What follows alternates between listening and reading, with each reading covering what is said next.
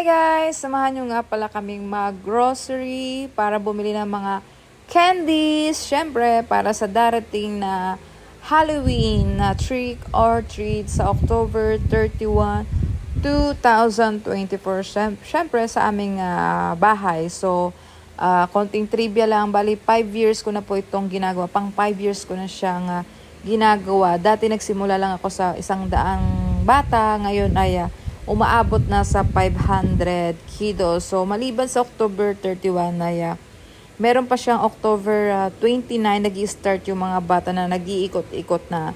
So, after na October 31, November 1, November 2, November 3, nag-iikot pa rin yung mga bata. So, marami pa rin akong extra candies para sa kanila. Kasi iba, kahit na nabigyan na, paulit-ulit pa rin na nagpupunta sa bahay. Pero sa akin, okay lang. Kasi masaya naman yun. Kasi bihira lang naman din yun na namimigay ng candy kasi siyempre yung ibang mga bata hindi nakakapunta ng mall. Kaya ito ay aming ginawa. Simula nung lumaki na yung mga anak ko, siyempre kami naman yung kami naman yung gagawa na dati kami binibigyan. Ngayon, kami naman ang magbibigay sa mga bata. Ang saya-saya kaya ang magbigay.